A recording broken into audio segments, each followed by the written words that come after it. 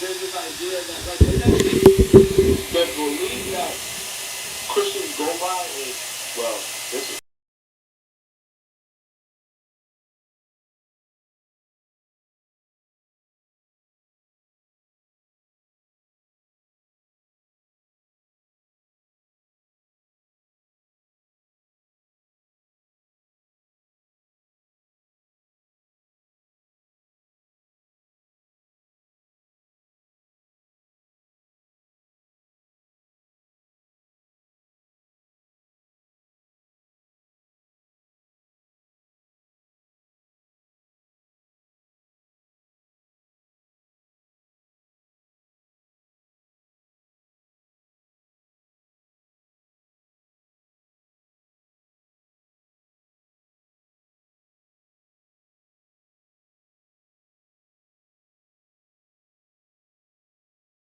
Peace, family. You're tuning into the Pro-Black Perspective.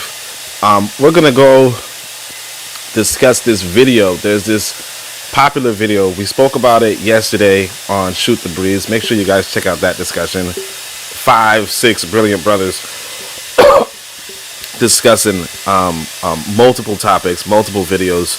So you make sure to check that out. But I decided, look, that video, we watched, I don't know, maybe 15 minutes of it. I want to see the rest of it, the full hour.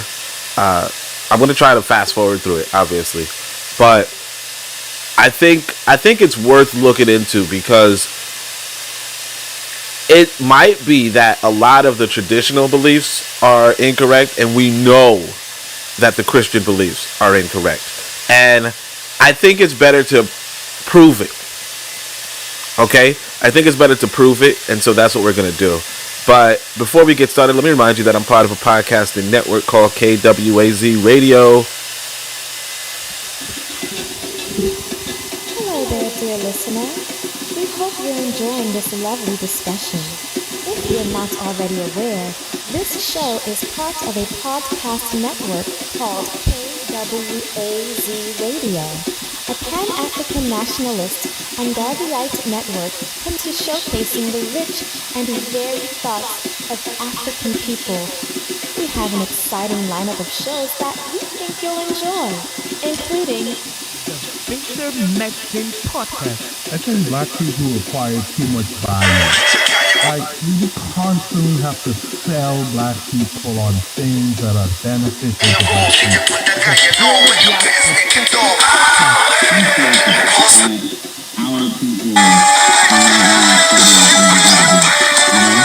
and they kind of, continually staying behind. The Harsh Reality Podcast. It doesn't matter. I think people so dumbed down, it wouldn't matter what you reveal to them. They still are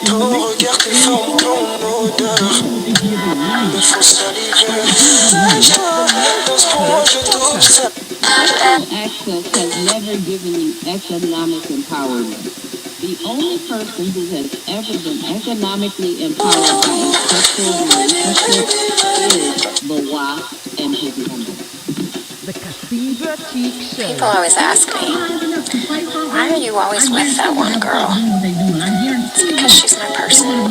She's my best friend. She's my family. She's my good. Black people love to claim folks that hate them, right?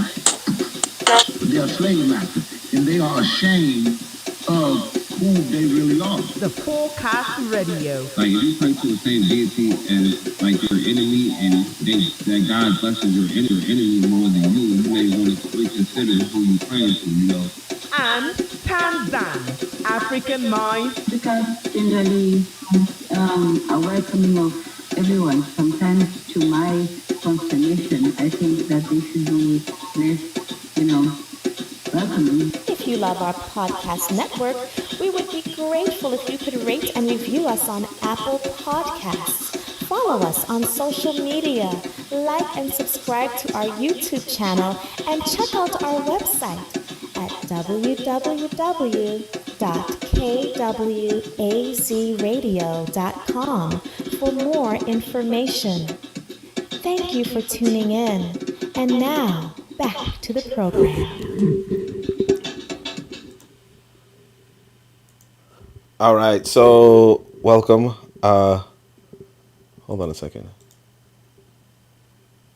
I don't even know if that got. All right, so anyway, welcome. I can't tell if you guys were hearing that. This is telling me that there was a lack of audio, but we're gonna go into this right now. I'm gonna actually tell you this though. I came across this. There was a post on Twitter that was talking about 5 good historians, and one of them is John G. Jackson. And I was trying to look up where he was where he is from, because most of the people were from America, and he happened to be one of them. Him, Dr. Clark, obviously, were like black atheists or were atheists, and he wrote a book on it. So I'm going to probably cite some of that too. But let me just play this video for you guys, and then you could judge for yourself. And I'll try. Maybe I'll do it at 2 times speed or 1.5. Okay. Jesus Christ. That guy is arrogant. How can you say you are the only way? That is braggadocious. No way. We have only one God. The Bible says, in the beginning was the Word, and the Word was with God, and the Word was God, and He was in the beginning, and the Word was God.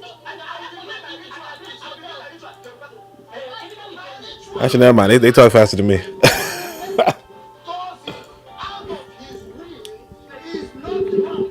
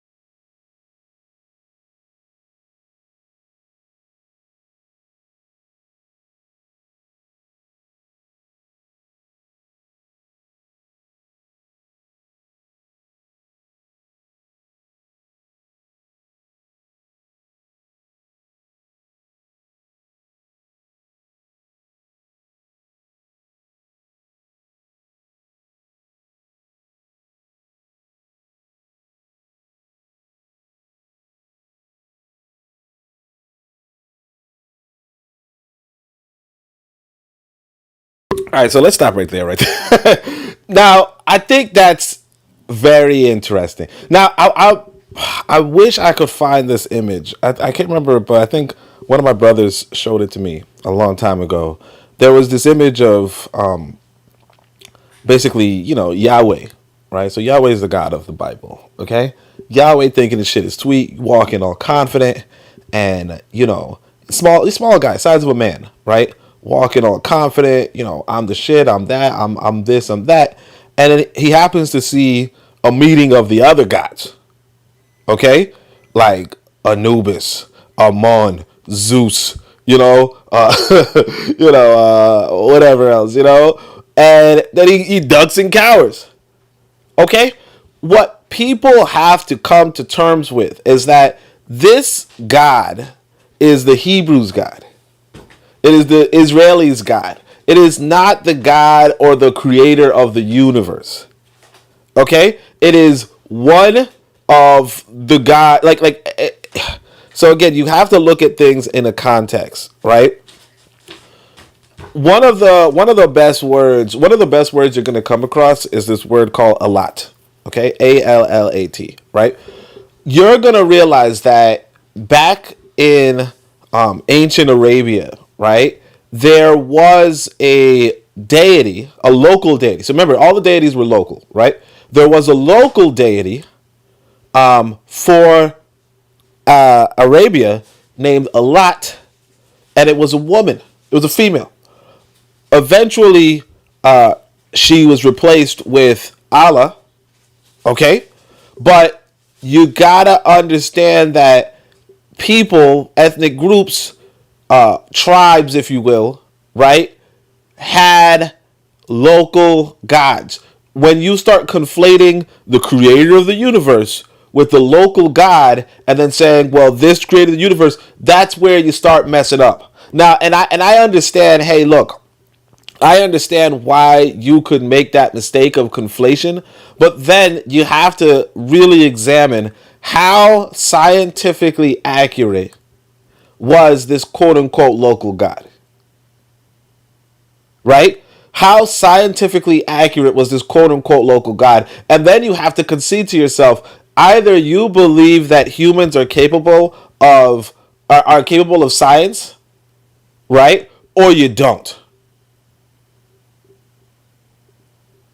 Either you believe humans are capable of science and therefore aging the universe, aging the earth, aging the sun, or you figure, you know what, humans can't do that shit, and then everything else becomes, questionable. Can humans fly in airplanes? Can humans drive cars? Like you got to start dismissing things. But I'm just gonna talk about the aging of the earth thing. The very fact that the Hebrews local God, local deity. Remember, and I want people to pay attention to this, because even when we talk about concepts like Ma'at, Ma'at has 42 confessions. Why is it 42 instead of 89 or something? Why is it 42 instead of 24? It's 42 because there were 42 gnomes in ancient Kemet. The 42 gnomes were each, some people assume, 42 different ethnic groups with 42 different spiritual systems, 42 main gods, or 42 main religious distinctions. So a lot of people believe, and shout out to Tyler, Tyler's here, many people believe that the Christian, that in ancient Kemet, right, ancient Egypt, whatever you want to call it, in ancient Kemet, the like each of them had 42 different theologies. And so sometimes we walk away and talk about ancient Egypt's or ancient Kemet's spiritual systems, and we're really talking about, like, if you really look into it, people start saying, well, Memphis theology, right? Or they say another city. I don't know. My memory is, I'm getting old. Okay, I'm getting old. But they say another city, right? What does that mean when they say Memphis versus another gnome, right? Another nomarch.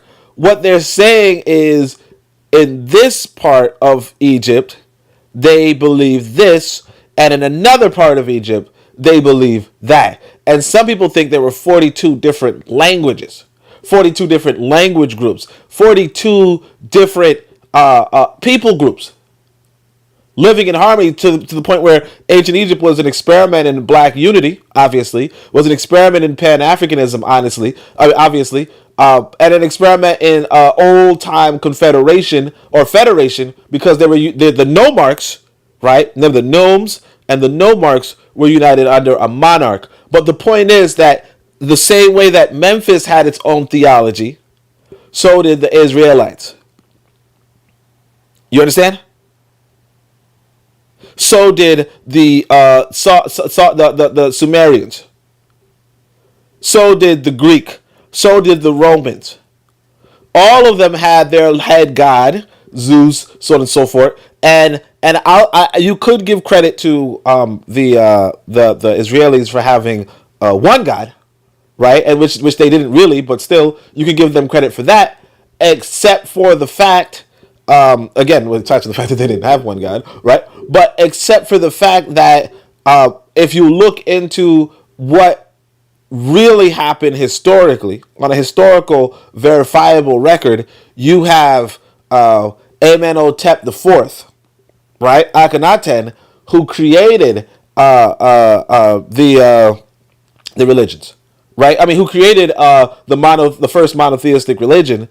And then when he was kicked out and his people were kicked out, okay? When he was kicked out and his people were kicked out, okay? That's where a lot of people are surmising that's probably the true historical story for the Hebrews. Okay? that essentially, and this is something that we have to understand, essentially a lot of the quote unquote knowledge that you might get from well, a lot of what people are saying about religion, or a lot of what the religious people say of their own religion is fabricated. And you have perfect and again, the historical record backs that up. So when you start watching something like, when you start reading a book like Timaeus by Plato, right? You begin to realize, you know what? Other people did not have a history to record. And actually, that's something that I'm touching on in my book right now. I'm gonna see if I could actually show you guys. I wish I was thinking to myself, look, there's no way I'm gonna show you guys another website. So I didn't prepare a window in advance to show you guys another website. But I do want to just let's see if we could do this without.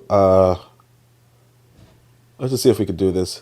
So we're going to go to my website newsletter, and we're going to go to Timaeus. I really want you guys to pick up on this. It's so like, this is going to be inside of my next book. I just wrote about it. Okay. I mean, I could have just showed you guys what the book looks like, what it looks like in the book, but this is the chapter. So first off, I want you guys to realize this is the summary, right? Let me see if it's full screen for you guys. It might not be. Yeah, it's not. This is the summary. You guys cannot read it, but all right, what I'm going to do is I'm going to try to find a way to show a page. Okay, so basically you're going to see this other book I'm looking at. This is pretty interesting. This is the George Jackson, not George Jackson. I can't remember his name right now. John Jackson. There you go. It's on my screen. The John Jackson book. I'm going to show you guys this though. This thing right here. So, oh, Salome, Salome, you Greeks are always children. Right? Now, the quote that I liked is, Salome, Salome, you Greeks are perennial children. Not a single Greek is an elder. Okay? Now, but this is the quote that I want you to guys. And again, this is Plato. This text, this whole text, when you look at it, is very, very, very, very flattering to the Athenians. Okay? Very, very flattering to the Greeks. The Greeks wrote them this themselves. Okay? The Greeks wrote them this themselves. All right? It's very, very flattering to the Greeks. But at the same time, like, this was a story that the Greeks wrote to say, man, we're such great people. But this is what they reported to be an interaction between them and an ancient Egyptian. Now, granted, remember, not everything is going to be accurate as historically written, right? But this is, as far as Plato is concerned, what Salome heard when he spoke to an ancient Egyptian. Now, again, embellishment can come through, because again, this is very, very flattering to the Greeks. Very flattering. But this is one of the things that sticks out. Oh, Salome, Salome, you Greeks are always children. You Greeks are novices in all knowledge, in all knowledge of antiquity. You are ignorant of what passed here or among yourselves in the days of old. The history of 8,000 years is deposited in our sacred books, but we can ascend to much higher antiquity and tell you what our fathers have done for 9,000 years. I mean their institutions, their laws, and their brilliant accomplishments. And so, even in my book, I'm going to say, look, it goes further right here. Oh, Salome, Salome, you Hellenes are ever young, and there is no old man who is a Hellene. What do you mean? He asked. And again, Salome is not no chomp, no pushover. It's not like you grab, I don't know, Jermaine from the block and start saying you guys are children. Salome is one of the 7 sages of Greece. Okay? This is the guy who creates democracy. This guy. As far as we know. Okay? Now, of course, he doesn't. But as far as we know, as far as the record is concerned, this is the guy who introduces democracy into Athens. This is not some chump or pushover. This is Salome. Big guy. In fact, if you guys see inside of this document I wrote, Salome was one of the 7 sages of Greece. As wise as he is here told he's a fool by the Egyptians. Nevertheless, Brooklyn Museum has him posted in the front. They don't have our names because we were Salone's teachers. Now, Ken, that's me back in the day. This was written in 2012. Give me a break. This was 12 years ago. But the idea is this guy is considered one of the wisest men, one of the 7 wisest men in the entire country of Greece. And he goes to Egypt and they're like, oh yeah, you guys are idiots. But they explain it. And I want you guys to pay attention to this because this is critical. This is critical. If you want to understand any sort of religion or any of the Abrahamic religions, you got to understand Timaeus. Okay?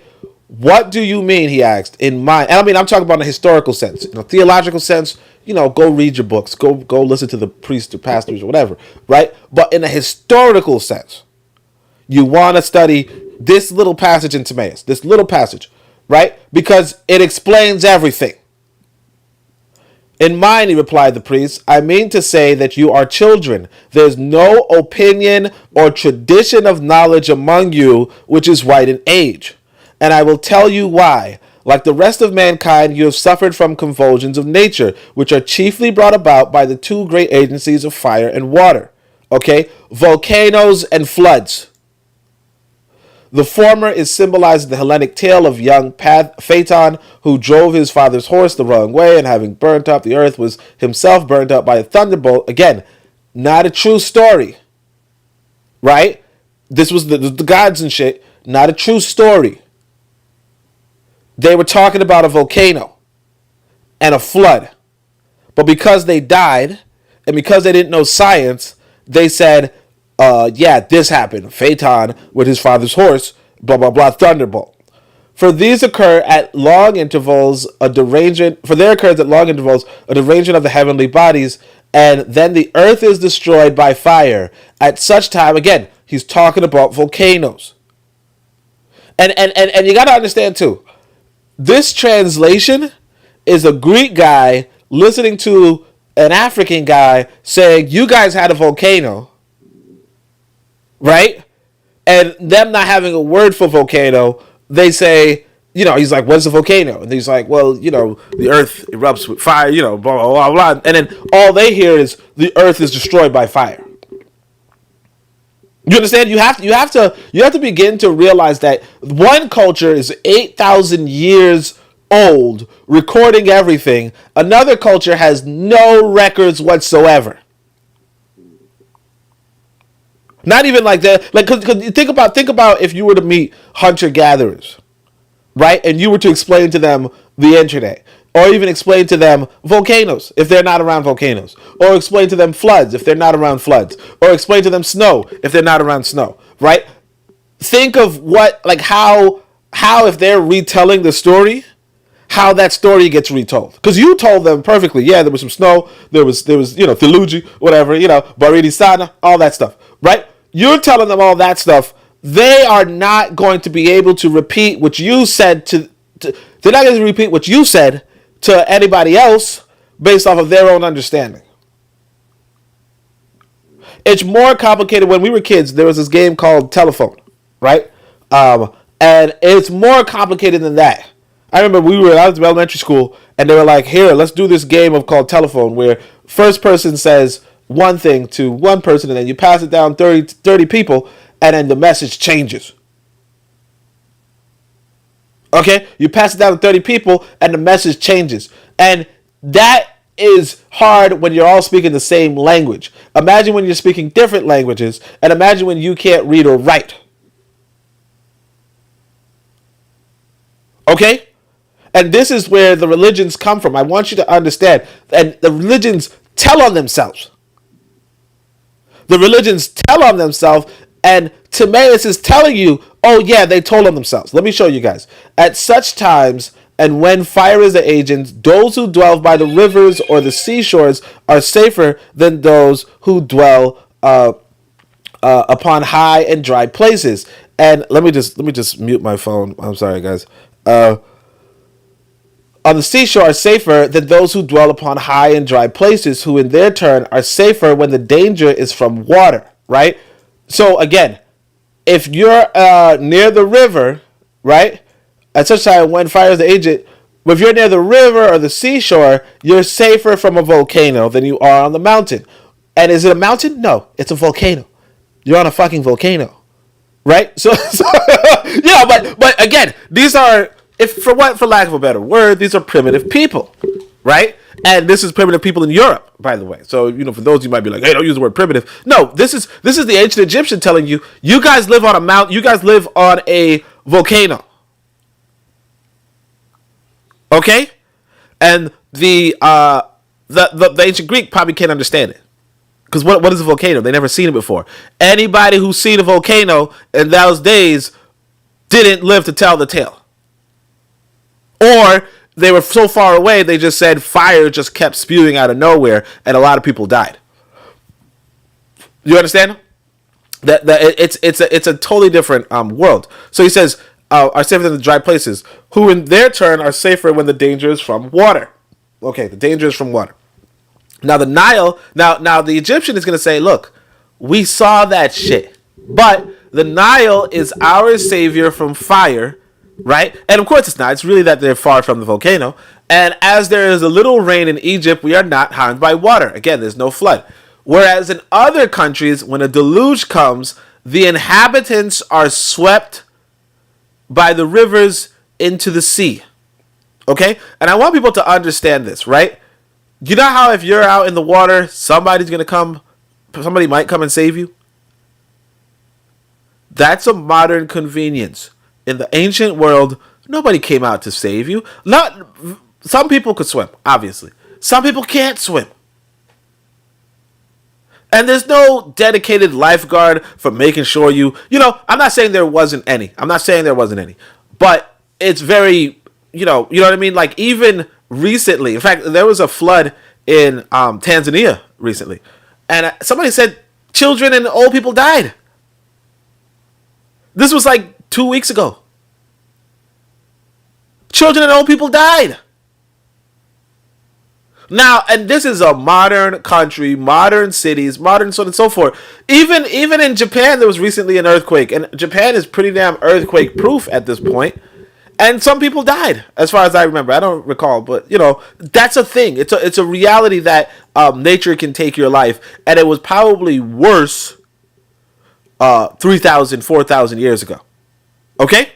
The memorials which you own and other nations have had of the famous actions of mankind perish in the waters at certain periods. So they have a history, right? And all the people who know the history pass away. And look who replaces them. The rude survivors in the mountains begin again. The savages. Because sometimes you got to ask yourself, how is it if white skin is only 6,000 years old or something like that, right? How is it that all these Europeans are white? If black skin would still be the majority because white skin was just a mutation, how is it that so many white folk so many Europeans are white? So many Asians are white. And the reality is this. If black people settled in good cities next to volcanoes, if black people settled in good cities next to floodplains, they would have been passed out. Whereas the people who lived in fucking mountains,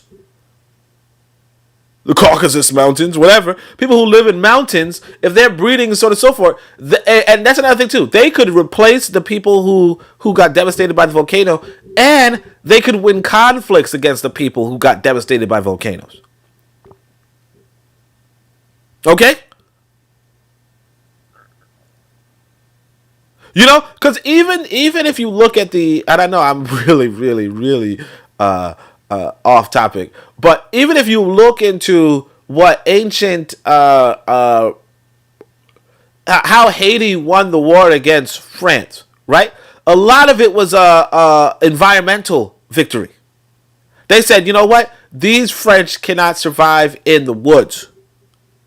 Disease and insects will take them. So we just got to stall them for when, whatever season it was called. Like, I don't know if it's typhoon season, mosquito season, whatever. Whatever season was coming, they said, let's stall them. The disease devastated the French. Anyway, so he says, look, the survivors of the mountains, right? So again, you have it's like this. New York City, like all the residents of New York City, let's say if COVID was really devastating, right? All the residents of New York City perish, right? Then the people, then the hillbillies, there's hillbillies in America, right? I can't remember what they're called. You guys know what I'm talking about, though. There are hillbillies in America. Those hillbillies, if they arrived into America, if they took over New York City, what would they know of all the gadgets and gizmos? Right? What will they know? Appalachian people. What will they know? In terms of the customs of America and so on and so forth. This is, and again, now the Appalachians, I've known some Appalachians. They're not as bad as I'm making it out. Like one of the guys I knew, he liked playing with World of Warcraft. You know what I mean? So it's not like they didn't know, what's the fucking computer? I like walking around barefoot, but he also like playing World of Warcraft. But this is college, right? But the point is, you can't, you got to come to terms with this. So he says, look, knowing nothing of the world before the flood. And then you say to yourself, what does this have to do with the religions, right? We're getting to it. So he said, but in Egypt, the traditions of our own and our land are by us registered forever in our temples, genealogies which you have recited to us of your own. And look at this. The genealogies of which you have recited to us out of your own annals alone are a mere children's story. And this is where the proof comes in. For in the first place, you remember one deluge only, and there was many of them. And and then of course now you get into where he starts gassing up, he's a Greek man gassing up the Greeks. And you know nothing of the fairest and noblest race of which you are a seed or remnant. The memory of what was lost because there was no written among you. And look, this is where you see more of it. For the time before the great flood, Athens was the greatest and best cities and did the most noblest and best constitution of any under the heaven and sun. Now remember, this is the same guy who creates, Solon is the same guy who creates democracy. Okay? Now you ask yourself, what does he mean by Athens was the greatest and the noblest race of which you are a seed or remnant? You know who he's talking about? The Minoans. So these are some images of the Minoans. This is what the Minoan fresco looks like, right? Minoan, this is Minoan, so on and so forth. And so if you go online and you ask, actually, ironically, John G. Jackson, he says, the first civilization of Europe was established on the island of Crete. It is called the Minoan culture after King Minos, an early legendary ruler of the island. The ancestors of the Cretans were natives of Africa, a branch of Western Ethiopians. Now, in this translation of Timaeus, the Egyptian is going to call himself an Asiatic, okay? But, right here he says the Asiatic, but he says, look, that the same founders of Egypt, right, are the same people who founded the ancient Greek civilization, which were the Minoans. So now, of course, they post-date it. They say 9,000 years have elapsed since the goddess, the common foundress, founded, Minoa, and 8,000 since she founded Kemet. But if you know the history of Kemet, Kemet was a colony of Kennesu, right? Some people call it Kush, but Kemet was a colony of Kennesu. So, long story short, right? The other piece of the cake the other piece of the puzzle is this. How the Minoans disappeared is mysterious. The Minoans were eventually replaced by the Mycenaeans. The Mycenaeans were eventually replaced by the Hellenes, right? The thing about that, though, right, is that the way the Mycenaeans replaced the Minoans was that the Minoans suddenly went under. And the speculation is that they suffered from a flood and a volcano. Basically, a volcano caused the flood, and everybody was wiped out. Okay? Later on in the story, he's going to talk about the sinking of Atlantis, but it's not too important. It actually got a little boring reading it, so it is what it is. I mean, I was trying to copy it from my book, and I was just like, ugh, this is kind of like, he started just blowing them. But it's very, very critical when we start talking about religions, right, that you got to remember, one, anybody who only remembers one flood is just reciting children's stories. So basically, everybody in this part of the world knew about one flood. And the reason why they knew about one flood was because they were just survivors in the mountains. And if you really look into the Abrahamic faiths, they do tell you, hey, we were just people in the mountains. Abraham was he's from the land of Ur, in, I think, Iran, right? He's from the land of Ur, a mountain dweller. And he comes upon, so on and so forth. So these are not people who are bears of civilization. What they appear to be are people who get their genealogies, right? Who kind of just make up genealogies based off of the minuscule amount of history they understand from being from essentially just being survivors, being lucky survivors in an ancient world, whereas ancient Kemet had the real history. And if you look into their story of the flood, Noah and blah blah blah blah, what they do is they do actually, it seems like they are reciting different cities and different things around the world, but from a third-hand perspective. Okay? Because another thing that you're going to pick up on inside of the that makes the Noah story so false is that Egypt is established after the flood in the Noah story, right? Basically, Noah has 3 children. Ham is the oldest child, the African race is what I say, right? And Ham has the child of Cush as the first child, Kenesu, and then Mizraim or Egypt as the second child.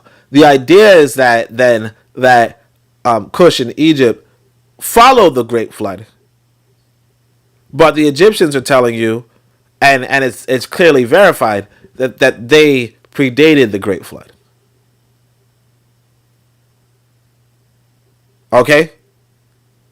And their contemporary, and they're even speaking of their contemporary, the Minoans.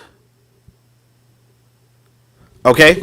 They're even speaking about their contemporaries, the Minoans, and let's see if we could even, it's actually an interesting question. You say to yourself, where are the Minoans from? So the Minoans are, like this right here is a fresco from 1500 BC. This one says 650, which wouldn't really make sense, but you get what I'm saying. By virtue of the Minoans having been wiped out by the flood. Okay? By virtue of the Minoans having been wiped out by the Great Flood, that kind of dates when Noah was occurring, and it kind of contradicts that Egypt was formed after the flood. Right? Woo! Right? Yeah, that was some homework. I might have made a mistake in doing that, but yeah, I don't think we're gonna get through this video anymore. So what we're gonna do is we're just gonna play some of it. Let's see if we could. The book of Job.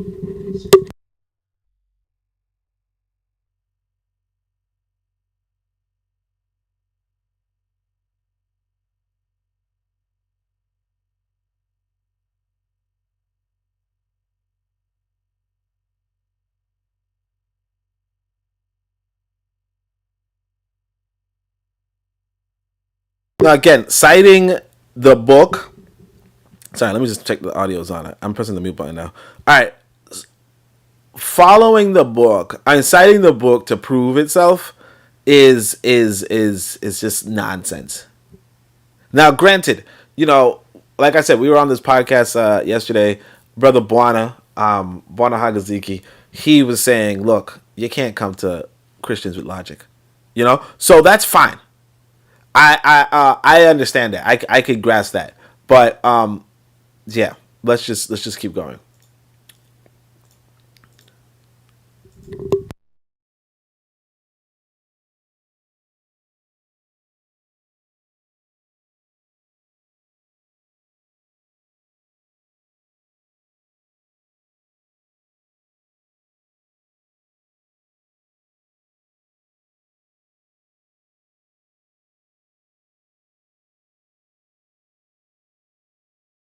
So I do want people to understand, though. I do want people to understand. We look stupid. We look stupid arguing for the Israelis' God. See, this man, he's going to argue for the Igbo's God. That makes a little more sense because he's Igbo. All right? You're not Israeli. I want, like, this is not, anyway, you guys get it. You guys heard it.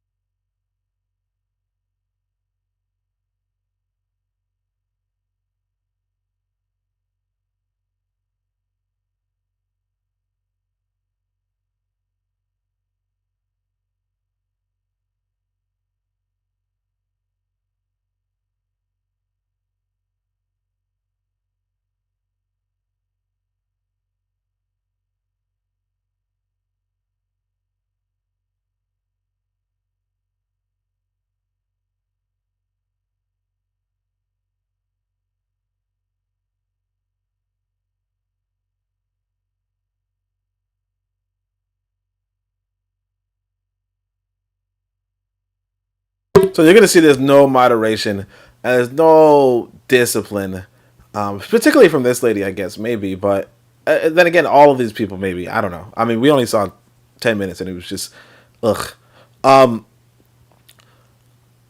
Again, I think the guy, the Igbo guy, kind of made it clear that you're talking about a culture.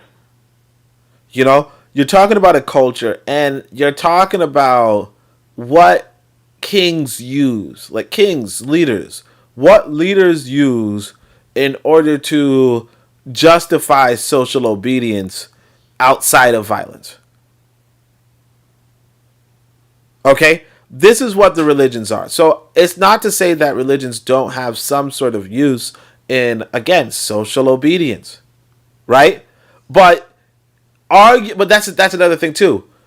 When you get into a religion, right, you're subscribing to the social obedience of a certain group of people. You know what I'm saying? So if I'm inside of the Igbo faith, I'm subscribing to a social belief to a social obedience to the Igbo. Which again, if I want to live among Igbo, that's not a bad thing. The question becomes, do you want to live among Israelis? Do you want to live among Christians? And that is fundamentally what these Africans are saying. That's fundamentally what the black Christians are saying, and it's okay. It's okay. But it's just better to just say it. You know, inside of the chat, there was this one of the brothers was saying something along the lines of, for the shoot the breeze. One of them was saying something along the lines of, the Christians came with jobs. Am I on the right window, by the way? Yeah. The Christians came with jobs. The Christians came with schooling for jobs. You know, the people who are teaching, essentially the people who could certify you to get employment were missionaries. You understand? So it's better instead of saying, and even if you go to the Islamic faith, in those days of if you will, Islamic soft colonialism or what have you, in those days the Muslims, you could be prepared, you can get a good position if you were an imam. If you were a religious authority in the Islamic position, in the Islamic tradition, you can get a good position with the Arab elites. And the thing that we're not picking up on is that during colonialism, let's say, because this looks like it's Nigeria, during colonialism, the whites had a very good position. And check this out. If you wanted to get some employment by white people, like if you went to the city if you went to Lagos or what have you, and you wanted employment by white people, think about what you need to do in order to get employment from white people today. Okay? Now, think about what you need to do, one, and then two, think about what you would do if you didn't have the public school system to go to. Because you already thought to yourself, well, I need to get me a good education, right? You thought, I need to get me a good education, I need to go to college, then I can get me a good job with white folk. Correct, right? That's what you thought, right? Okay, now, let's say you're a Westerner, you're a black Westerner. You then went to, public school system, or you went to private school, okay? But think of everything that you've done, and think of how you would have done it in, 400 years ago in Lagos. All right, so you're like, I need to go to school, right? How would you have gone to school? You say, okay, I could go to private school. How would you get money to go to private school? Okay, so I need to get a free education. Who's giving out free education? Well, I could go to the state of Nigeria. Well, the state of Nigeria didn't exist. Okay, the state of Nigeria was, I can't remember the name of the company, but it was some sort of trading company, some shipping company. These motherfuckers was coming into Nigeria to get some resources and get out. Okay? That's it. They was not putting up schools. Or they did put up schools. The people who were really putting up schools, who were like, hey, I'll take up any student, right, were the Christian missionaries. So, if you wanted to get a good job, I mean a good job, not, picking cotton somewhere. You wanted to get a good job, you would go to the Christian missionary. You go to their school, and then you'd say, and that's it. Yeah, you go to their school. And then chances are you would graduate believing in what they told you to believe. Why? Because you went to this boarding school as a child. They freaking molested you. They did that. They did this. They were the good people. They taught you to hate your African self. They taught you so on and so forth. They whipped you if you weren't right. And again, you were just a damn gullible child at the time. Okay? And then, guess what? You got a better position than the other people. Than the people who didn't believe in Christianity. Now, I'm not going to say that it was forced on you, and it probably was, but I'm not going to say it was, because it's not important. What's important is that there was some sort of economic benefit because people stole your damn land. And then you joined you became one of their little henchmen, and you continue to this day. You understand? For the land theft. And you don't even got to anymore. It's one thing if you did it 40 years ago. Again, you didn't have to, but it's one thing if you did it, 400 years ago. It's a whole nother story. And again, some people are saying that Christianity only really rose up in Africa 100 years ago. So it's not, I'm just using 400 for whatever, right? But it's one thing if you did it 100 years ago.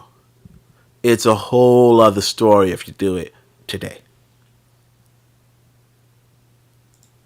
It has been before existence. It has never been before existence. The Bible says, in the beginning was the word.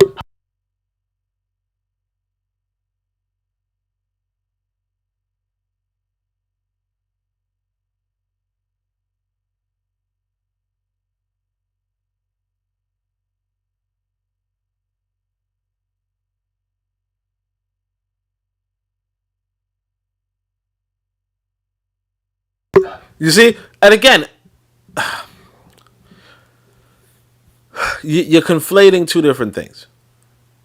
If you're talking about oh yeah, that's what I wanted to show you guys. So this was pretty interesting. I was scrolling through this John G. Jackson book, right? And again, it's kind of ironic that so of John G. Jackson, I never read his books. I never read any of his books. I just remembered him a week ago, or like a few days ago, 3 days ago, when somebody posted something about 5 great historians, 5 great people who revolutionized history, and it was Chancellor Williams, Cheikh Job, John G. Jackson, Dr. Yosef Ben Yakinen, and John Henry Clark. Real Black Gentleman's here, RBG. She says, "Ayo, Oni, ayo." All right. So I only looked into that recently, and I said to myself, 4 out of 5 of them are African Americans. And it depends on if you look at Dr. Ben as an African American. Okay, because some people say he's Puerto Rican or he's from Puerto Rico. His father might be from Ethiopia or something. He says that he was born in Ethiopia, but some people are like, that's not what it is. So 4 out of 5 being Americans, you got to ask yourself why, right? Either way, and of course, exactly what I didn't want to happen happens. But this is the book that John G. Jackson wrote. This is kind of interesting. I thought I was going to read this instead of for the podcast, but it's not even that long to read it. But what was interesting, and I mean, I could read it now just to give you guys. He says, comparative hairologists have discovered records of about 30 savior god religions.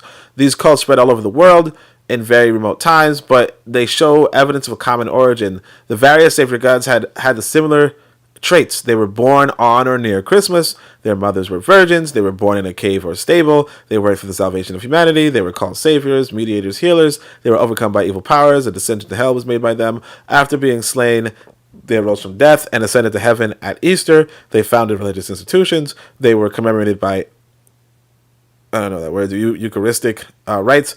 Many of their savior gods were believed to make a second coming to the world, right? And the idea was that what they're going to say here, I didn't read it, so I just kind of scrolled through it. This is what I saw. I said, of all the countries surrounding the Mediterranean in those days, the Jews were without a savior god, right? So all of the religions then in the Mediterranean, okay, all of them had a savior god. The Jews alone didn't, but they thought they would have one. Okay, they were looking for a savior. If you pay attention to again, I didn't read the Old Testament, so I'm not gonna tell you what you would find inside the Old Testament. But my understanding is that in the Old Testament they're asking for a savior god, and then Christianity is like the supposed to be the fulfillment of that savior god, and the Jews deny it. That's not the fulfillment, because if that was the fulfillment, we'd be free in Israel, right? Of course, now they're free in Israel, shit. But you get what I'm saying. And their comfort comes from their anticipation of his coming to earth and reigning over them as a God-man. The idea was not peculiar to the Jews, as at least 1,500 years before the Hebrews thought of a Messiah, the Egyptians were writing of the coming just ruler who would lead the people on the road to righteousness. The Jews evidently borrowed the belief from Egypt. And again, you got to remember, this goes back to this goes back to the other reading from Timaeus, that these people, these Jews, essentially, these ancient Jews, would not have actually had a history, because I skipped over that part in Timaeus. But in Timaeus, they say the survivors of the volcanoes and so forth didn't have a writing tradition. So if you know historically that most writing systems come from Egypt, you begin to realize that most writings that you will find are stolen from Egypt. Or they're not reliable sources by any stretch of the imagination if you go by the principle of the telephone, which again is not necessarily one thing or other, but it is what it is. So when I was scrolling through this, I saw something that was really interesting. Oh yeah, some astrophysics. Yeah, here you go. So he says, look, there's like creation stories. I want you guys to see this. I kind of thought I could have just scrolled through this as a podcast itself, but look at this right here, because there's this video that's passing around that's trying to dismiss the idea of the Big Bang, okay, of the Big Bang cosmology. But look at this. Of all the great nations of the ancient world had inherited creation myths similar to those recorded in the Bible from their primitive ancestors. I shall examine only a few representative examples as concisely as possible, right? So I guess he's saying this is similar to the Bible, although I was just looking through and I saw something about atoms, so I was like, this does, I didn't pick up on that. I thought it was more along the Big Bang theory, but look at this. A god dwelling in a primeval abyss where he had been since the beginning of time uttered his own name, and by so doing caused himself to live. This god then created by magic a foundation on which to stand, probably the earth. From his mouth this god drew forth objects which reproduced themselves. He then created two other gods, male and female, who in turn propagated other gods. Next, vegetation and creeping things were created on the earth. Man was finally created from the tears falling from the eyes of the original god. Okay, that was interesting. Not what I was thinking. There were primeval gods dwelling in the abyss. Other gods joined them later, and a conflict developed. Two of the primeval deities were slain. Another god, a female, created monsters and fought against the newly revived gods, but was eventually killed. The few gods created the heavens and earth and the bodies of the slain goddess. One of the gods was decapitated, and so on and so forth. I think this is what I really wanted to read then. This is probably the Chinese and Japanese one. It said, the world started as an atom formed from nothing. Other vast periods of time, the original atom split into two, producing a female and male principle. Then they always splits in two, eventually into four elements. From the four elements, being was produced, whose body produced the constituents of the universe, and from whose decomposing corpse came worms, which eventually became human beings. Now, this right here is probably what I thought all of them were similar. They're not, I guess. But this right here is kind of like what you would think the Big Bang Theory. Like, this is basically if you were, ancient, quasi-primitive, I guess, but not really, not primitive, but you know what I'm saying. If you were an ancient population and you were trying to articulate the Big Bang Theory, this is it. And then look, this is the Japanese, the same thing. The world started from an atom, which produced the male and female principle. They formed an egg, constituent germs from which heaven... Oh, this is also evolution, right? From which heaven and earth resulted. A species of red shoot grew up between heaven and earth and then changed into a god. Living beings were then born, and two of them united, giving birth to seas, rivers, islands, trees, herbs, and various heavenly bodies. I'll read the Celtic too. The world was brought about by two principles, one creative, the other destructive. Kind of weird, but you get what I'm saying, these Europeans. The destructive principle dwelled in an abyss. Life in an atomic form was created by the spoken word of the creative principle. Man originated in the abyss, then came to the earth. Scandinavian. I think I'm only reading because it's only two more left, and it's like, well. In the beginning was a yawning abyss, bordered by, on one side by mist and cold, and on the other side by fire. A spark from fire melted some cold vapors, producing a giant. The giant then gave birth to a race of giants. The original giant had a cow, which by licking a brine-covered rock produced the father of the gods. Other gods were engendered, and this in turn slew the giant and created the world from his body. The earth, covered with water, was lifted out of it by the gods. Finally, two figures were formed from trees and were given life and understanding of the gods. Now again, I want people to understand this, in fact, because these were all, like, most of them were ridiculous, except for the Chinese, honestly. I don't want to say the Egyptians were ridiculous, because, those are my people, but, the Chinese had, right here, they're pretty damn accurate. like they're pretty damn accurate. But what I would say is this. And of course, I think, some people believe that some of the ancient Chinese might have, like China might have originally been an African colony too.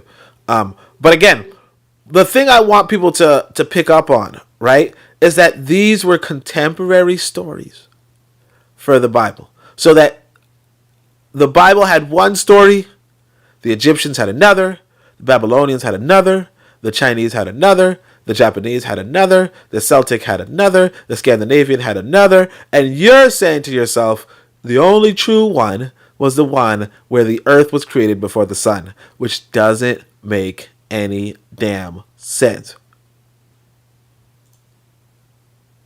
Which doesn't make any damn sense. The only true one is the one where the originator of the universe 14 billion years ago looks like a human.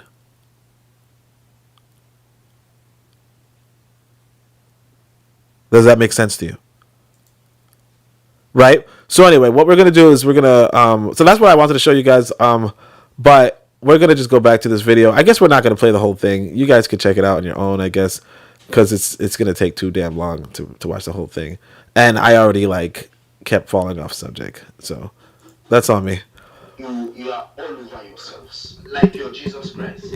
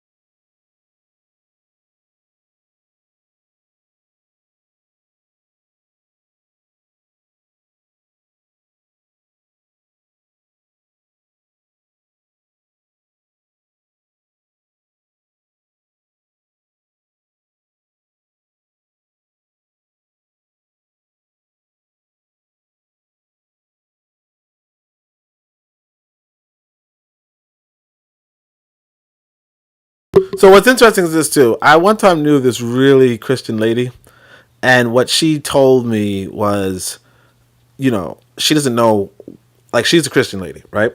She's like, look, either Judaism, Islam, or Christianity has to be true. Okay? They all have one same God or whatever. They have to be, one of them has to be true. And because of that, she thinks maybe Christianity might be it. Right? Just a guess. That's, and again, why did she narrow it down to 3 religions? Because like I just showed you 6 different people groups, right? But here's the thing. If you were Scandinavian, would you necessarily know the Chinese story at that point in time? What story would you have grown up on? We didn't even know the Chinese story. I didn't know the freaking Chinese story before today.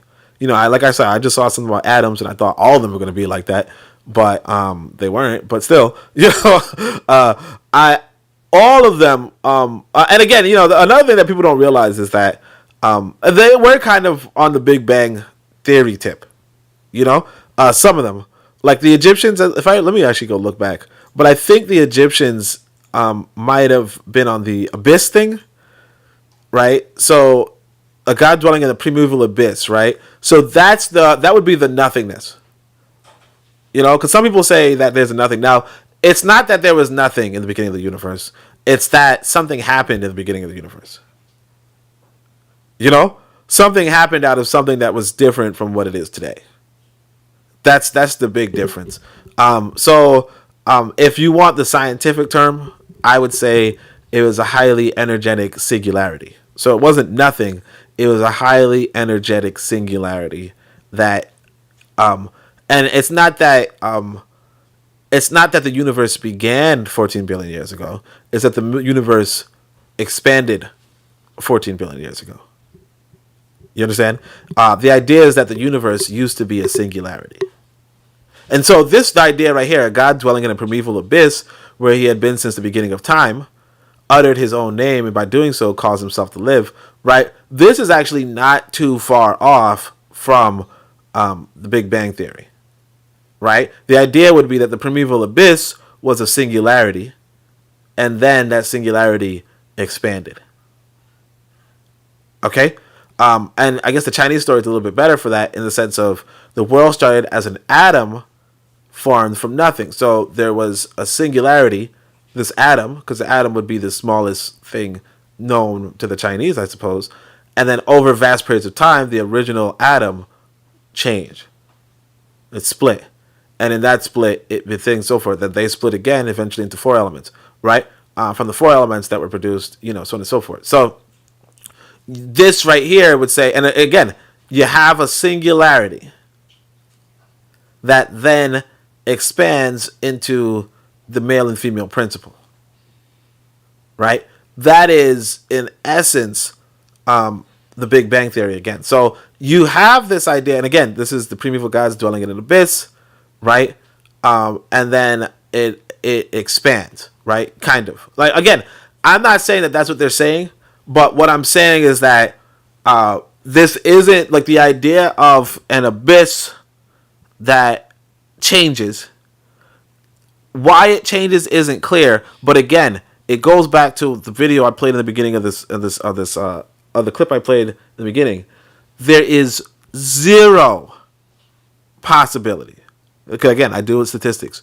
0 possibility that whatever caused that singularity to expand in the beginning of the universe, not the beginning of the universe, but when the universe started to expand, whatever caused that singularity, there's 0 probability that that looks like a man, or that communicated to a bunch of cave dwellers in in the Middle East. Okay, it's just very, very, very improbable. Because remember, you got to remember who these cave dwellers are. Who these biblical figures are. They are the shepherd nomads. Okay, they are the shepherd nomads of today. The shepherd nomads have no iota of scientific knowledge of anything. They have no iota of religious inspiration, blah, blah, blah. Those are the people that are the authors of your biblical text.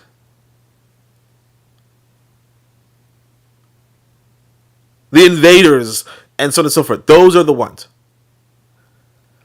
But again, the atheistic idea of a Big Bang Theory, we have to acknowledge, hey, you know what? Look at this. Even the Celtic, the ancient people were thinking, you know what? Things might have came out of an abyss. Right? A yawning abyss. All of them are saying abyss, actually. I just realized. The idea of an abyss like that is what that singularity was for the universe. So even ancient Europeans had the scientific know-how to say, you know what? It's very probable that things came out of nothing. Not nothing, but things came out of an abyss. Things came out of something that was very, very different. How did the universe begin? It was something else entirely. It was something else entirely. Now, granted, this abyss word, maybe it's a bad translation, and maybe they just mean, it was just an empty universe, right? But again, some of this does hint at an expansion. Like, particularly the Chinese one hints at an expansion. And the thing that we know about Egypt was that, like, the idea of noon, like the primeval abyss would have been noon. And kind of like a void and kind of thing like that. So that's where I'm also getting that impression from. So we're gonna actually stop soon. We're just gonna, I kind of want to hear that lady. Oh, we could probably go to this part, the most replayed part. So yeah, I guess we'll stop at 12 minutes or some shit. Oh no, you can't say that I would fault you guys. Your rationale. Christianity is not the only religion that's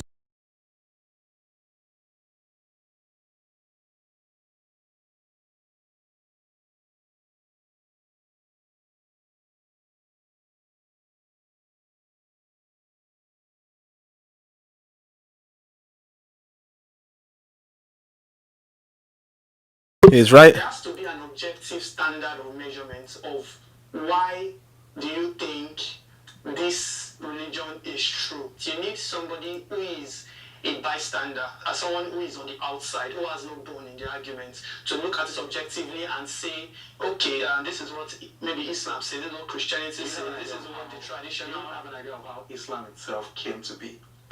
Yes, of course I do. So what knowledge do you have about Islam coming to be? Of course, it started with Muhammad.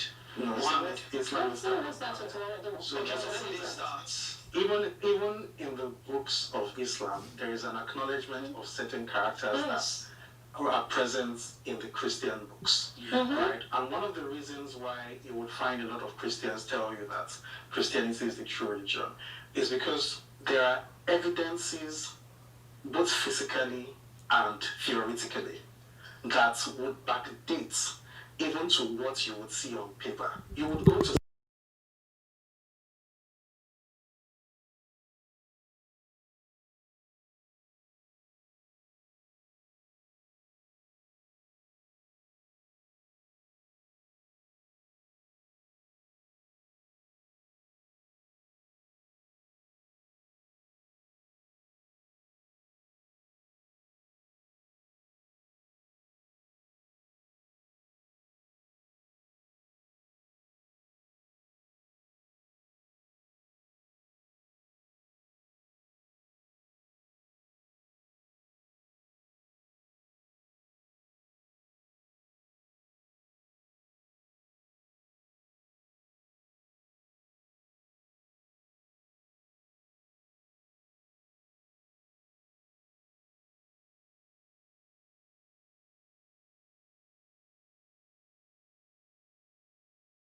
in the world today. Yes. And you will find those things present there. It's the same way. Sure, I was muted. Oduduwa, for instance, right? So if anybody worships Oduduwa, they can come and tell you Oduduwa is the true religion, right? Based on their own belief, because they will say, oh, we have somewhere where this stuff is... I gotta stop pressing the mute button. Basically, I was saying this guy is kind of fat, whereas these guys are, just yeah, they know what they're doing. They exist. right? So what I'm finding difficult to even hear from you guys is the fact that you guys have failed to explain to us why you feel yours is the true religion. Instead, what you've done is just to counter that what we are saying is wrong. So sorry. So maybe you can your case now is inconclusive, if I should say that. Even before the birth of Christ, Jesus Christ, in Israel, the tribe Israel, there is a practice, there is a culture, there is a religion. And I will surprise you to tell you, from the birth of Jesus, the customary tradition to whatever they believe was accustomed to him. Oh, he's a traditionalist too. Okay, I made a mistake. During his birth. So while he grew up, he understood there was a religion the Jewish followed. And he followed it before he brought about his idea. So what you're doing now is to purchase No, I'm trying to clear you so that you can get to understand something. Wait.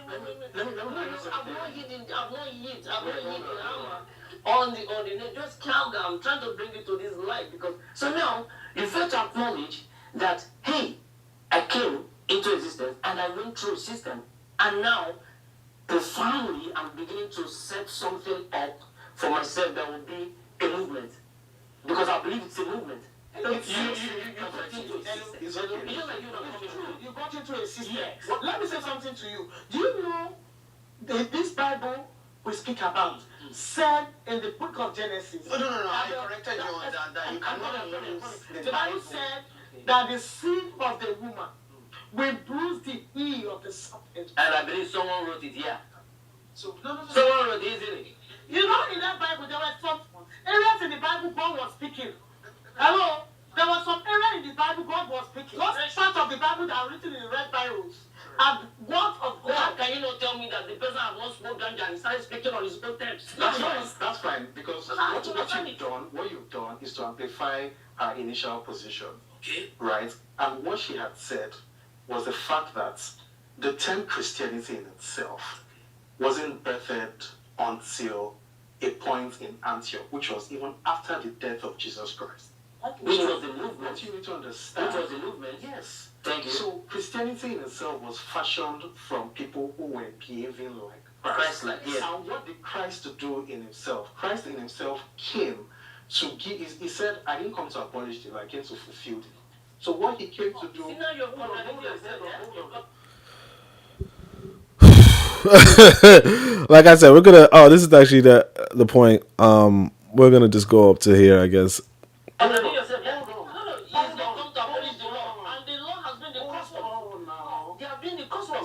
So again, they're just talking over each other, which is not a way to present an argument. But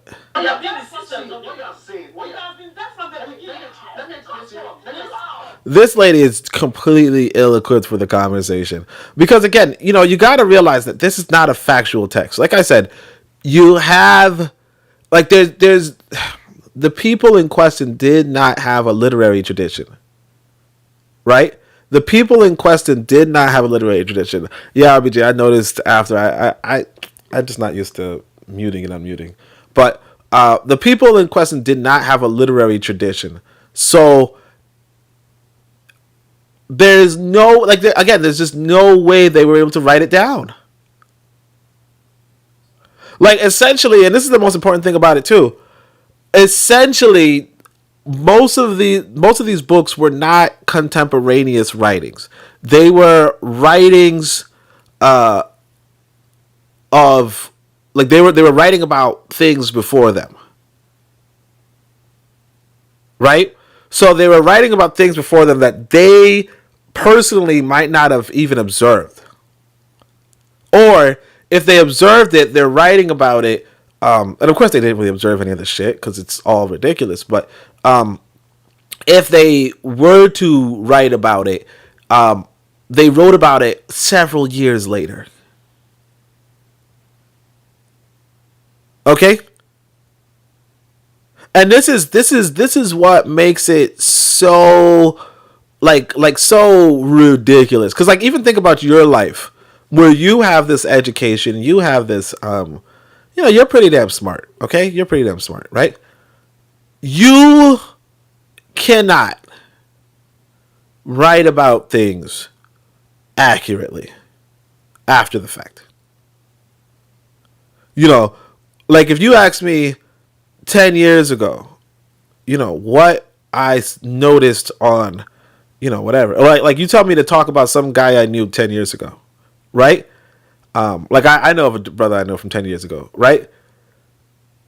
And let's say, all right, like for instance, there's this brother, he was a handsome guy, model. We used to go to a particular event together, and, you know, we try to pick up ladies, right? You ask me to tell that story, like what he was, like what he did, you know, 10 years ago, and who he spoke with, and what was the woman like, I can't. Like, I remember vague information, so, you know, I used to call him Trapper, you know, because women would approach him. Could I describe the women? I remember them being good looking. I remember him telling me one of them was Rihanna's backup dancer, right? But that's it. Now, I mean, obviously, you could say, well, what if you would, you know, stayed in contact with this guy for 5 years or 10 years? You know, maybe you might have a better. It's not really. Like, human memory doesn't even permit you to do that.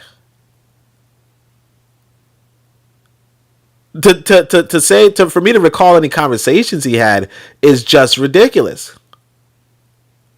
I mean, very small details, sure, but verbatim, no. And you got to understand that this book that we cite as genuine, you know, word or testimony, right? These are personal accounts of people remembering dialogue perfectly 30 years later. Yeah. You know what I'm saying? Like you can't do that. You can't physically do that. And these are not even people with educations comparable to like my sons at 8 years old. And I mean, I might be capping a little bit, but not really. Not really. I mean, no. I mean, maybe some of them might have had, like, I don't know, some sort of knowledge. But again, so Real Black Gentleman saying, and I'm not saying that they couldn't take notes. They could have taken notes at the time and then reread them. That's a possibility. But again, it's like, it's ridiculous. It's a ridiculous idea. Real Black Gentleman says it's tough trying to corral stuck discussions because of the different reference points. Such conversations because of different reference points. Yeah, I mean, but the thing is that, you know, that's the thing about conversation, though. It's like, if somebody's not willing to learn, it's like, there's no point, really. Real Black Gentleman says, it's hard for us to describe the slave trade in accuracy 400 years after the fact. How can Christians write about Christ 400 years after his time? Yeah, and it's like you really can't. And again, anybody with any sense knows that the stories are untrue. You know? And in fact, I was even thinking about it earlier today, and I mean, I'm supposed to ask people, but like, you got a story where, and Real Black Gentleman, riddle me this. Some angel visits a woman and impregnates her, right? How is it that this child is the child of a god? You know what I mean? So some angel, like that sounds like some cuck shit. I ain't gonna hold you. You know what I'm saying? None of it even makes any sense, honestly. Now some people in their warped mind might be like, well, yeah, it's because blah blah. It doesn't make any damn sense. Like, none of it makes sense. The you know, you have the story of I think it's Moses, I guess. I don't know. He's leaving Egypt. And how does he leave? He walks across the ocean. He walks across the sea with people. How do you walk across the sea? Well, he split the sea in half, right? He split the sea in half, right? Okay, he split the sea in half, and then he walked, and then he drowned the people pursuing him, right? Including the king of Egypt. Okay, so if that were true, then there would be a king of Egypt who was killed by a flood, right? Who was killed in the ocean, in the Red Sea. Was there a king in Egypt who was killed in the Red Sea, who drowned in the Red Sea? No. And if you look up who was the Pharaoh of the Bible, you could look up the dude, right? They're like, nobody knows who this pharaoh is, but it seems like it would be this person. I can't remember the name of the person, right? It seems like it'd be this person. So then you say, okay, if it were that person, how did that person die? He died at 90 years old. You know, he died at 90 years old of some sort of like head disease or some shit. Did he drown? You understand? So it's like the one basic thing is you're with this pharaoh. There's no pharaoh by that name. There's no pharaoh, and then like just none of the story makes sense. You were some orphan, Moses, right? Was some orphan who then became the pharaoh's son? The whole story was written to gas up the Israelites. Say, oh man, look how good these people are. Because you got to think about it. Israel was the superpower at the time, right? So let's say in 500 years, America collapses, right? And you got to say to yourself, no, like America collapses already, right? But 500 years from now, you know, you're in the aftermath of America collapsing, right? You start talking about, you meet another group of people. They don't know much about world history, but they heard of America. Okay? They don't know much about world history, but they heard of America. They didn't hear of, you know, Georgia. They didn't hear of the Galapagos Islands, right? They didn't hear about things. So if you were from the Galapagos Islands, if you're from Georgia, if you're from Denmark, you know, they might not have heard of Denmark, whatever, right? If you're from Tunisia, they might not have heard of Tunisia. But these people 500 years from now heard of America. So you say, yeah, I'm from America, and I'll tell you what, my founder used to run America. Okay? They were a minister of education in America, right? They were you know, they blah blah blah blah, right? And then when the American president came after them because they weren't citizens, right? They killed the motherfucker, right? That's the story that the Israelites are telling of Egypt. They're telling it to a bunch of people who've heard of Egypt because Egypt was a superpower at the time, right? But people didn't know that Egypt didn't have any of these events that they're talking about, right? Because you heard of Egypt after its collapse because it was the greatest civilization in human history, right? But you have these people who've some people could have been in Egypt, obviously. I mean, I think some people believe that at least Moses is based off of somebody who might have graduated from Egyptian knowledge groups, right? Because the name Moses is similar to a certain educational level you could achieve in Egypt. Like, let's say if you studied for 30 years, you would get the title similar to Moses. Not Moses, but similar, right? Either way, you know, etymologically. Either way, you got to pick up on what you got to pick up on how they kind of just embellish and gas up their importance. Oh, we built cities for them. Oh, we you know, when we were enslaved, we did this. Oh, Moses sat up there and he implemented a bunch of things and he saved people from starvation. Oh, blah, blah, blah, blah, right? But he was loyal to his people and he did and so forth. None of this happened. Oh, he caused some sort of virus and you know, plague, and that plague did this, and he killed this guy's son, he killed their children, and their God did all this stuff. None of that happened. Egypt, which again, you go back to Timaeus, records everything going back 8,000, 9,000 years. And there's no reference of any sort of event in the Bible, in the Old Testament.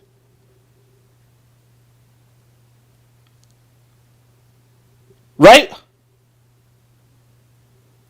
And I mean, I think that's one of those fundamental things to gather. So, Real Bad Gentleman says, like, God gave the seed to the angel? What the fuck? Yeah, like it doesn't make any sense. Some incubus shit. You know, Real Bad Gentleman says, allegories tend to blend characteristics of multiple personality. Most might be a person and associates as a group and associated actions over time. Yeah, exactly. I mean, and that's the thing too. But it's like, the trouble is this. They have this Moses who is doing things, who's acting inside of another country that has records. You know what I mean? So it's one thing if you have this intellectual guy, right? Because it seems like you might have a. Because again, the more true story is that Atenism, that there were priests of Atenism, right? Atenism being a monotheistic religion centered around the sun. Okay, Aten being the sun. That you had a monotheistic religion that showed up in Egypt, that the ancient Egyptians then said, no way, get out of here, right? And Atenism was a religion of peace and all that kind of shit. And then those people could have dispersed, and one of them could have brought that religion into Israel, right? Among other places, right? But that said, right, that's a totally different story than, oh, I was the the right hand man of the Pharaoh. Now, granted, I do want to say that you being the priest of Atenism could put you into the second hand position of the Pharaoh, but that's a different Pharaoh from from who the Bible is assumed to be a part of, right? And I guess I could probably just pull up like just try to quickly search and show you guys what I mean when I say, let's say, who is the God? Who's the Pharaoh of the Bible? Pharaoh of Exodus, yeah.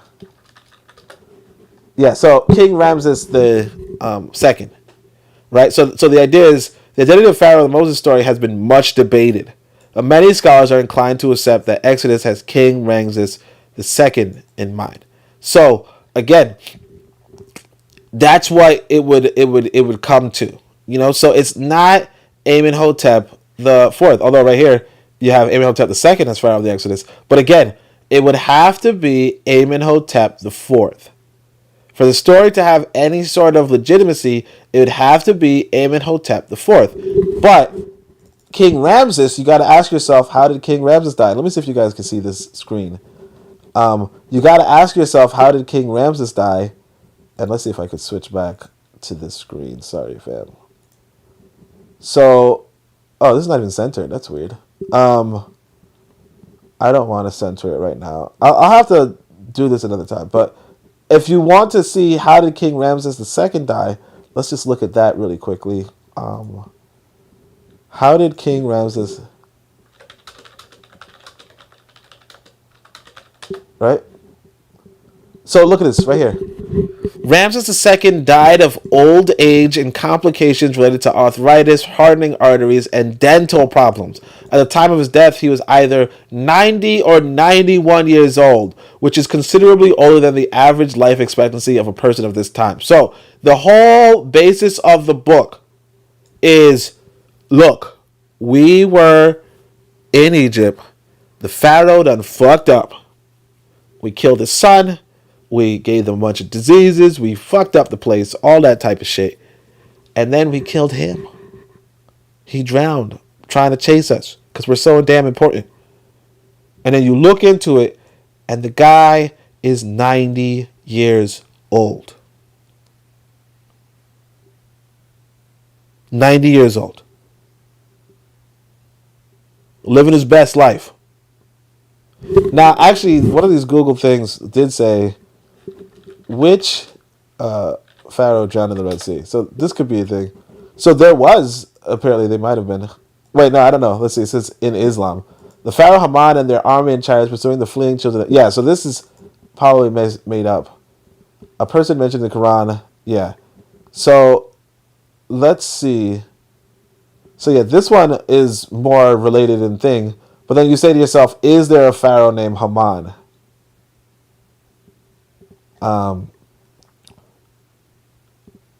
Is there a person mentioned? Yeah. So is there?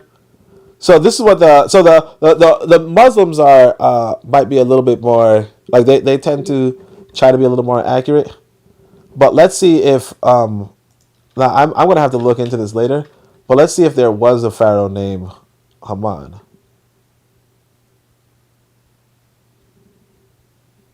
So this right here, Quora is saying that Mernep Ptah Ramses' son, who drowned pursuing Prophet Muhammad. But again, you gotta remember that a lot of people are going to make up stuff.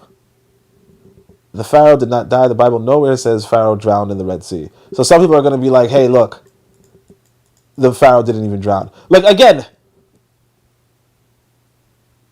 yeah, you get what I'm saying. So, and again, you gotta pick up on this, right? This is the Puritan board, right? It's saying the Pharaoh did not die in the Red Sea, right? And some people are gonna. That's the thing about this book, is that it's so contradictory because even the Muslims, who are really considered the more accurate people, are saying that the Pharaoh died. Some other people are saying, no, it was the Pharaoh's son. Now, I do want to see if there's a Mernet Ptah. I want to see if there's a Pharaoh Haman. Who is Pharaoh Haman?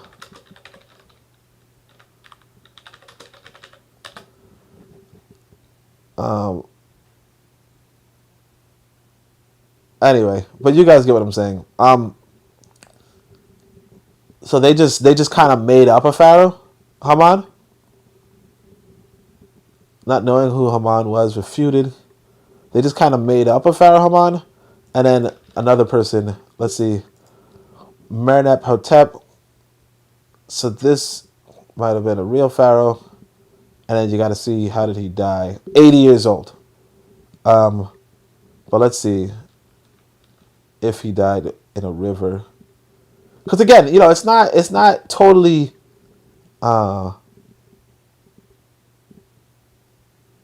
secession. Already an elderly man when he assumed the throne, moved to his capital. However, succession to the throne was unchallenged. So they're gonna say, let's see. Says that he defeated the invasion, 6,000, secured the numbers. He took the penises of all uncircumcised enemy dead, and hands of all the circumcised. What the fuck? Causing some to doubt that they were Greek. Okay, wait, what? What? Hold on a second. He killed 6,000 people, took their prisoners. Sure of the number, among other things, he took the penises. Shit. Y'all can see that or no? Let me just double check if y'all can see. Y'all can't see that? Oh, shit. Let me zoom into that. Here it goes. Is it? Yeah. They talking about, what's this? Why is this thing in front of me? Look at that shit. Look at this. After 6 hours surviving the 9 bows, threw down their weapons, abandoned their baggage and dependents, and ran for their lives. States that he defeated the invasion, killing 6,000 soldiers and taking 9,000 prisoners. To be sure of the number, among other things, he took the penises of all uncircumcised enemy dead and hands of all the circumcised. Shit. Dude, I can see why people got circumcised. Shit, I'm not gonna lose a hand in a... Anyway, let's see. There's an account on the same stela known as the Israeli stela, which mentions a suppression of revolts in Canaan, which references the supposed utter destruction of Israel in a campaign prior to his 5th year. Israel has been wiped out. Its seed is no more. This is the first recognized ancient record of the existence of Israel, not as a country or city, but as a tribe or a people. A newly discovered massive layer of fire destruction confirms Menhotep's boast and his Canaanite campaign. So you could see that now. Again, I don't know if this is Ramses II's son. Yeah, it's Ramses II's son, right? They're saying that Ramses II's son actually did know of the Israeli. Okay, that the first, at least this is the first. Let me see.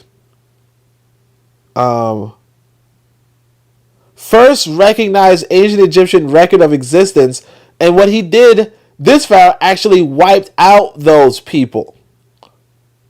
And they weren't a country or city or a great township or whatever. They were just a tribe of people. Right? Let me see if we could... And we're going to stop with the video. We're not going to finish it, obviously. So you have this guy over here. Now, let me just see how he died. Because that's the main thing. Oh, look. Menhotep suffered from arthritis and you guys get it. Atherosclerosis. Authoril, I should know this word. Looks like it might be a word I should know. But died as an old man after a reign that lasted nearly a decade. He was originally buried, so on and so forth. So the question is, did he drown? No. So what this guy, so again, these people might have known about Pharaoh Ramses II. They might have known about Ramses II's son, Merenptah, right? But Merenptah only knew of them as some tribe he wiped out. You get what I'm saying to you?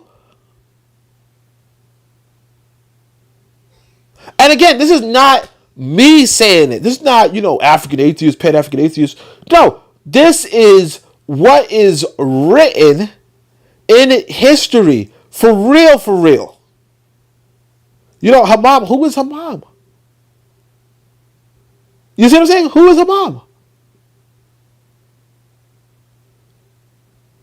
Look, there's no evidence of such stories in ancient Egypt. No evidence of such stories in ancient Egypt. And you think, hey, look, if you were dealing with a real God, Haman, look at this. Roughly translates incarnate of the god Amun, king of Amun. And that's another thing people don't understand, that Amun, if there were a god, Amun would be it. But anyway. Either way, and if there were, right, that's what it would be. But yeah, you see, like again, it doesn't even take that much to know the truth. But here's the thing: if I were one of these decimated tribes, I might not have the resources like, somebody in 2024 sitting on their computer doing a podcast. Right? I might not have the resources. So if I were told, hey, how'd you get out of Israel? Oh, we killed the king. You didn't kill the damn king. The king killed you, stupid.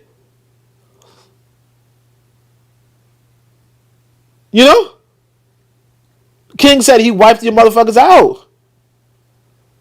Here's the Canaanite campaign right here. The princes are prostrate saying, peace, give us peace. Right? Not one raises his head above the 9 bowls. Desolation is for Jehanu, which is during the Ice Age, Libya. Hati is pacified. Plundered is Canaan with every evil. Carried off is Aqualiza, Aqualuni, right, which is another Middle Eastern place. Seized upon is Gezer. Yanoam is made non-existent. Israel is laid waste. Its seed is no more. Karu has become a widow because of Egypt. All lands together are pacified. Everyone who is restless has been bound. Y'all tripping right at this point. And they even put it in emotes. They put it in emotes, smiley faces and shit. Israel waste seed grain his. Its seed is wasted. Come on, A. Wilson, right? But come on, like this is why it's so unbelievable that the now descendants of ancient Egypt, if you will, right? Oh, we were supposed to actually finish this part, but the descendants of ancient Egypt, you could say, right, are telling you, oh no, I side with Israel, and I mean, and you might say, well, only ain't nobody said that, right? Let me first make sure there's nothing on the screen. Oh, I can't do that. But let me see if I could pull up that, like, why I'm bringing this up, right? So recently, there was a case brought against Israel, and Uganda. There was a Ugandan judge who sided on the side of Israel, and so you say to yourself, well, what about like why? Like, why would somebody do that? Museveni, the leader, the president of Egypt, his wife, and the minister of education. I didn't read the whole letter, but she decided to write this letter. I can't tell the date. Oh, it looks like it was May. I can't tell the date. It looks like May though. Wait, let me see if I can zoom in. I don't think I can zoom in. Oh, I could. Okay, no, it's not zooming in. Yeah, it doesn't like you zoom in. There's only so much you can zoom in before it says stop. But anyway, so She says, after committing the grave sin of enslaving the children of Israel for 400 years, which returned to haunt the African continent with the advent of the evil transatlantic slave trade. And this is not just like, oh, she was just writing a bunch of bullshit and then blah, blah. This is the highlight of the article. This is the blip you say, hey, you know, you want to read this because this is what she said in this. The Minister of Education of the country.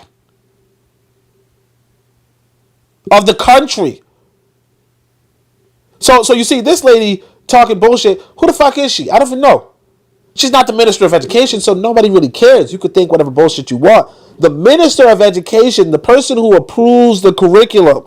So you come up with a curriculum and you say, hey man, you know, we should study some engineering and some science and she's like, no. Make sure you talk about how we enslaved the Israeli people. Because they told the story after surviving being one of the motherfuckers. And the thing is this is the thing I want you to realize. This is what we pick up on. This here is black power. Yeah, I know that was kind of loud. But this here is black power. This is like y'all understand. This is a black man. Show him again. Look at this motherfucker. Right? This is a black man telling you. Okay? He was the first royal-born pharaoh since Ptah Htp. And actually, this is important. Ptah Htp was the son of Amenhotep IV. So this was after Amenhotep IV. Okay? So this was after Amenhotep IV. And actually, I do want to look into who Ramses II's predecessor was, because that's actually pretty. So it's Seti, and then Seti was led by Ramses I. Ramses I was led by. Okay, so it goes way back. I wanted to see how close he was to Tutankhamen. Okay, so Tutankhamen. See? Now. Okay, that's weird. It shouldn't be. His predecessor shouldn't be this person. Who is this?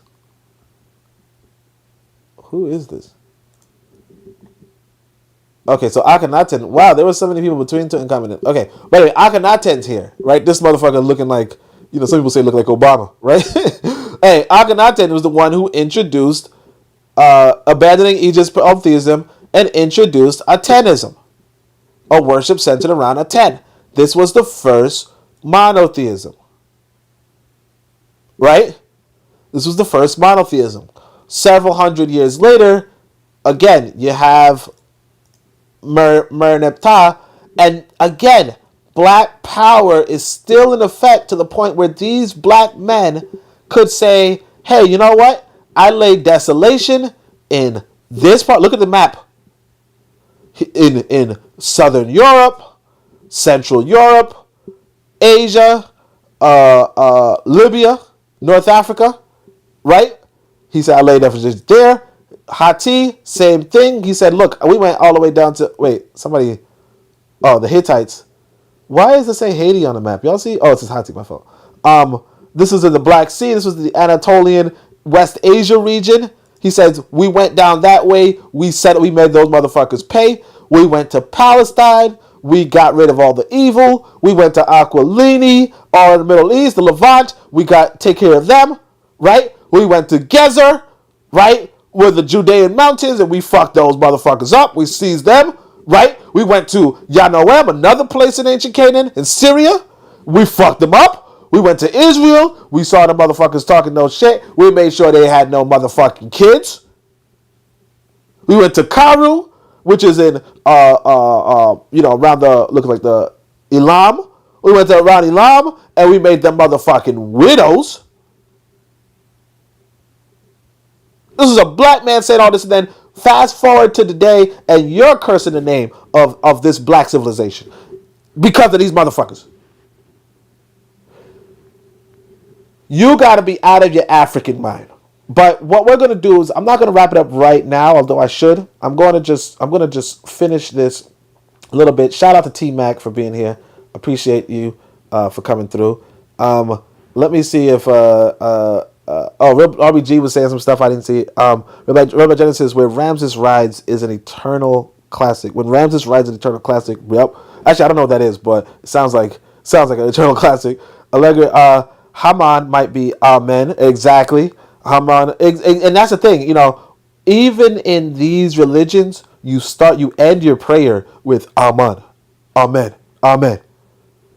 All of them.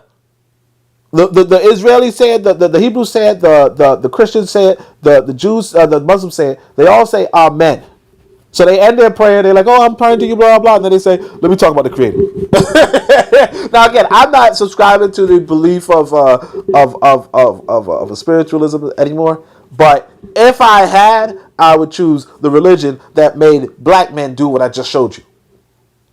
Okay, that's the kind of religion I would subscribe to. You subscribe to the religion that curses the ancient Egyptians for being black and powerful, black and beautiful. Out your African mind. That's what I want to say.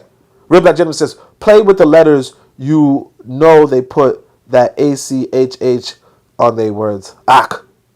Yeah. Yeah, exactly. Yeah, exactly. They etymologically, that's what I'm saying. Like, even the word Moses, they took it from something else. But I'm not going to go into that. Again, I don't read the books. If you guys want somebody who does read the books to talk about it, because again, I don't really buy into much of it. But there's this guy named Adi Raffo.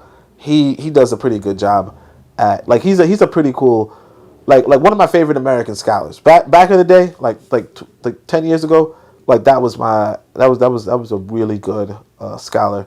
And a lot of the words that I use, some of the words I use, like nevolutionary or what's the other one? He calls them Pan-Africanists. He don't call people Pan-Africanists. He calls them Fan-Africanists, right? Those kind of words, like he used those, or dissexuality. Like sometimes you talk about sexuality, men and women. He says dissexuality. I don't know if he says aspiritualism, but I say that when I was talking about religions once upon a time. So yeah, make sure you guys check him out too if you're interested in that kind of breakdown. But again, I don't know I don't know the accuracy, and I don't have the utility anymore. So I don't really care if people are Christian or Muslims or whatever. I just think they are the African mind. You know what I'm saying? But I don't really personally care if somebody is, wrong. Like who cares? So let's just see what this big part was.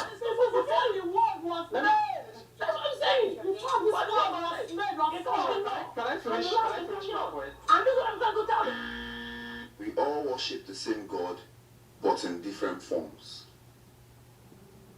I believe steadfastly that we all worship the same God. The origin of religion, it came from one God. I want to give you an example from my ordinal tradition. The ordinal tradition came from Eri. Eri is the fifth son of God. God is the son of Jacob. Then Jacob Eri now left his abode and now came to Nigeria. Okay, all right. Already stupid. Now look, in this you can kind of see most replayed. So we're just gonna see what this part is, and then, Head and say that's how religion is. Your revelation of religion. Religion is spiritual. What you get from the spiritual, that is what you run with.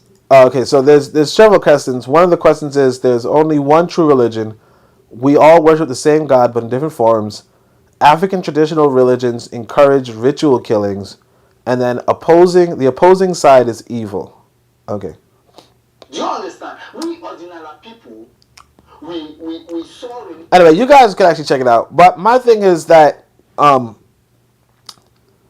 wish I went more into it. I'm not gonna hold you guys, but I think what we saw in regards to Ptah, what we saw in regards to Timaeus, right?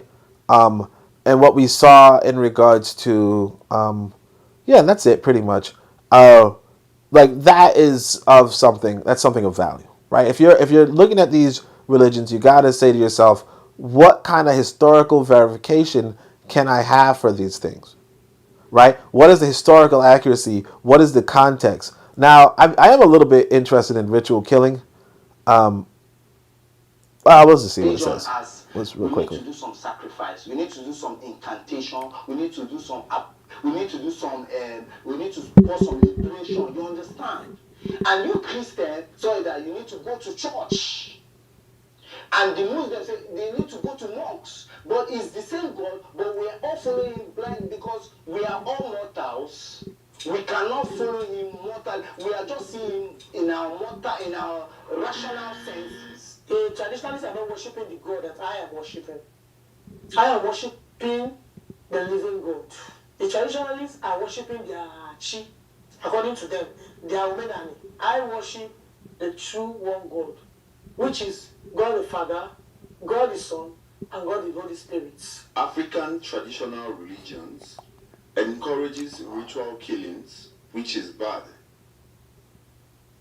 So, Yoruba, so I'm going to come from the Yoruba land. And I'm from Ibadan, to be precise. So I'm going to go back home. I'm going to prison. I don't know if it is practiced in other places, but there's something called Uru in Yoruba land. Uru means something, a spirit is coming out, and once you see the spirits, or once you see according to, then the person is gone, is dead. And someone made mention of Abu Bakr the other time. I don't know why my destiny will be tied to another person's destiny. Where a king came to the world to enjoy his own life. And now because he's dead, my own life is gone. So God has given everything. Can I back out? Okay. You can back out. You can back out. When God has given us individually our destiny, and this is something that your destiny is your palm. So when we reach another person's destiny, another purpose, yes, I know that people collect, but when will someone's life end because another person's life has ended? Just came to the world to make a sacrifice. Just one sacrifice was made, and that's the reason the Son of God appeared. He said, for this reason the Son of God has appeared to destroy the works of the devil, right? Yes. So that's work. That blood was shed to cancel, to cut off every other sacrifice. Now let's go back. So all right, so yeah, I mean, obviously the weird thing is their idea is that this Christ was sacrificed or whatever. I think at some point, like in the preview for the video, the guy was saying if somebody volunteers to be a sacrifice, it's an interesting concept. I don't. Again, we are the perspective that I would say is that by science, right? There's no reason to sacrifice a human being. There's no even reason to sacrifice an animal. Now, some people do believe, hey, look, you could sacrifice an animal in order to so on and so forth. But actually, I'll tell you this too. I'll say this because you asked yourself about sacrifices. So when we look into ancient Egypt, they had a place where you would put meat aside as a charity, as a global, as a nationwide charity. Like I don't know how to. Let me see if I can pull it up. Actually, I'll show you guys something really quickly. Hold on a second. We're gonna just turn off the screen. I'm about to scroll through. I'm about to scroll through my Chat GPT real quickly. So what I'm gonna do is I'm just gonna put something on the screen. Oh no, I forgot to tell you guys. No, I did it. I did tell you. So what we're going to do is we're going to just put this on the screen. And then we're going to go to the Chat GPT. Only, Real Black Jenna says, Art Raffo is that ninja. Yup. I don't use the word ninja. Well, I mean, I guess ninja's not a bad word. But I know what you're saying, though. Let me go to Chat GPT real quick. Another reason why I'm like putting on things is because I sometimes ask it questions, and I want to show you guys part of the book I'm writing. Okay, so I told ChatGPT about the translation I got from thing, and there's this one part I want to show you. So let's see if we can go back to the screen and just find it right here. And it's not full screen, so we'll go to PDF. Okay, so shit, ChatGPT has all the let me just see if I could. That's too late. Anyway, I forgot that ChatGPT does. Oh, let me just go to the Zoom screen. Wait, Zoom screen? No, Zoom screen doesn't work. All right, so you can see all the bullshit I've been asking ChatGPT in the corner. Nothing too bad. Right. Anyway, so here's the 42 things on my eye, and it's really hard to say that. Like, what are the 42? But you get to this part, right? And what the ancient Egyptians said over here was really interesting, right? Said, I am pure, I am pure, I am pure. I have not blasphemed against the nature. By the grace of the reigning king, I have not been reported to the assessors. Okay? I live on justice. I feast on truth. My deeds have made men talk, and Neteru rejoice. I have pleased the Neter with what he loves. Now, again, this is where you got the religious, the spirituality, because what does this mean? But look at this right here. I have given bread to the hungry, water to the thirsty, clothes to the naked, a boat to the boatless. I have served up divine offerings to the Neteru and given funerary offerings to the blessed. Okay? So I want you to realize that even during this time, you had people who like were doing these kind of stuff. Actually, right here too, it says, I have trapped no birds in the reeds of the marshes of the Neteru, nor caught fish in their ponds, right? You had dedicated lands for quote-unquote gods. But what did that mean at that time versus what does it mean in today? You know, everything is really contextualized. But anyway, that's pretty much the whole podcast. Let me see if there's any other comments. Yeah, we got RBJ. He says, yo, he did a video with the Nas Ether into Fuck Jesus. They took it down. I was weak. Damn, really? Adi Rafa did that? That's crazy. I didn't even know he was a rapper at Real Talk. But that's actually GOAT. Anyway, so that's pretty much the podcast, guys. So thanks everybody. I think I might have to dip for a moment, but appreciate everybody for coming through. We had looks like 3 people, but it's pretty good. You know, that's 3 more people than 0, so that's good. Common sense, right? Talent Solomon, shout out Talent Solomon. This brother is doing the good work on the continent. You know, RBG, always good to have RBG around. And T Mac 305, appreciate the shout out and the respect. Make sure you guys check out. Oh yeah, let me tell you guys, Revolutionary Matron is about to read the Carlos A. Cook's book. Revolutionary Matron is about to read the Carlos A. Cook's book. Okay? You can't get that book on the internet. I mean, obviously you can get the link from me, but other than that, you can't buy. I mean, you could buy it, but you'll be down $2,000. Okay? You'll be down $2,000. Make sure you listen to this sister's reading. Okay? There's no other content like this. Go for it. Besides from that, make sure you guys join us on Shoot the Breeze. Real Black Gentleman is down there. Tyler, you're invited to show up. T-Mac, you're invited to show up. It's a good time, and it's all that. Other than that, obviously check out the other podcasts. You got Brother Bakari, you got Forecast, you got Cassidra, you got Harsh Reality. Make sure you check us all out. But other than that, thank you so much for your time. It's been great. And Shamim Hotep, Anku Jas Neb Neb, Amen, Ma'ad, Dua, Necher.